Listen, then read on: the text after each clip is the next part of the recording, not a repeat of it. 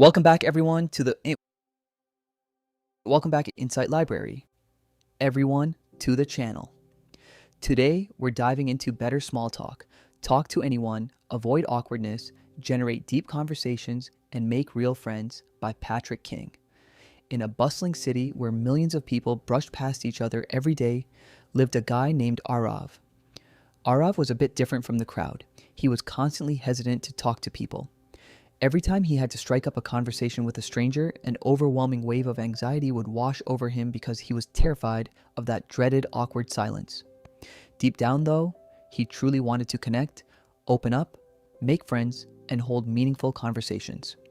One day, on his walk home from work, Arav glanced at a local bookstore and decided to wander inside. Standing near the self-help section, his eyes landed on a title, Better Small Talk. Intrigued, he flipped it over, read the back summary, and instantly felt like this book was written specifically for his struggles. He bought it, filled with excitement that it might finally give him the confidence he'd been searching for. The moment he got home, he kicked off his shoes, dropped his bag, and flopped onto the couch to start chapter 1. The first lesson was adopt the right mindset towards small talk. The book explained that small talk isn't just mindless chatter, it's a valuable tool to initiate conversations. When you approach it with openness and a positive attitude, you build a bridge to meaningful interactions. Reading this transported Arav back to his college days. He remembered standing in groups, staying silent while everyone else laughed and chatted. He only spoke when directly addressed because he assumed people would think his random thoughts were strange. But now he realized that small talk is simply the gateway to knowing someone. The key was being genuinely curious.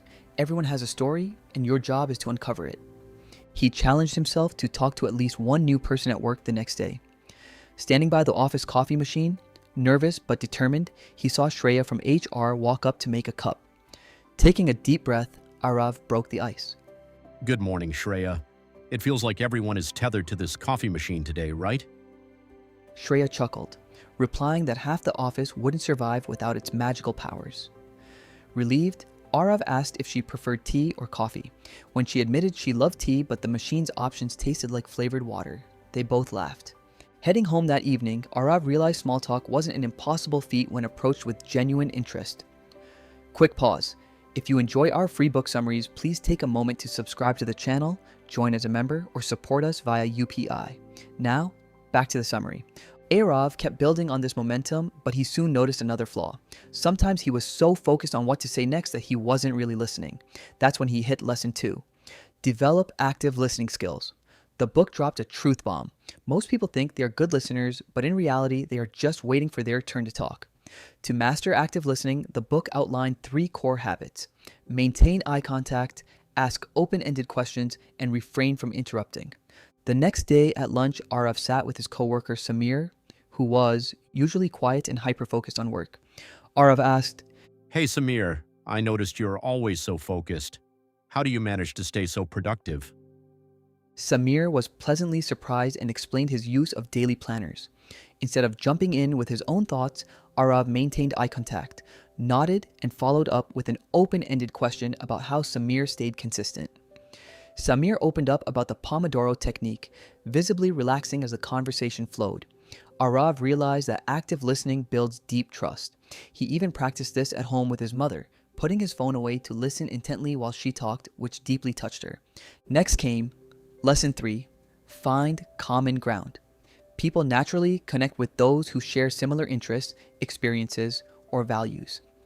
The following afternoon, Arav spotted a new hire named Aditya looking a bit lost during a coffee break. Arav approached him, empathized with how overwhelming the first week at a new job can be, and asked if he was a tea or coffee person. When Aditya declared he couldn't survive without coffee, Arav mentioned a great local cafe nearby and bonded over a shared love for traveling and trips to Manali.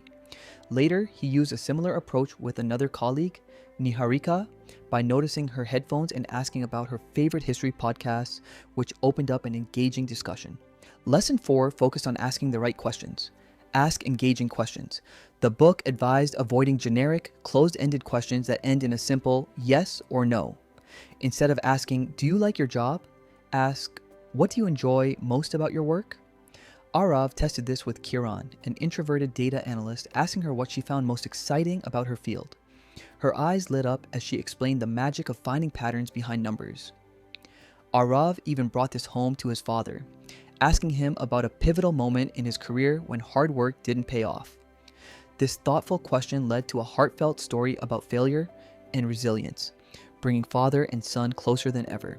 Lesson 5 addressed an inevitable reality: handle awkward situations gracefully. Whether through humor, tactful redirection, or simple acknowledgement, navigating uncomfortable moments keeps conversations alive. When a teammate publicly challenged Arav's proposal during a meeting, Arav stayed calm, acknowledged the critique, and redirected the floor back to the teammate for suggestions. Another time, when an after-work joke landed flat, Arav poked fun at his own failed comedy career, turning a tense silence into a shared laugh. Finally, the book brought everything together with Lesson 6: build authentic connections. True connection isn't about trying to impress people. It's about being vulnerable, honest, and showing a genuine desire to understand others. At an office celebration, Arav asked a senior colleague about an experience that completely shifted his perspective on leadership, creating a space for a deeply touching, memorable conversation. Arav closed the book, realizing it was a true turning point in his life. Good conversation isn't just an exchange of words, it's a genuine connection between hearts. What did you think of today's summary? Let us know in the comments below, and thank you so much for watching until the very end.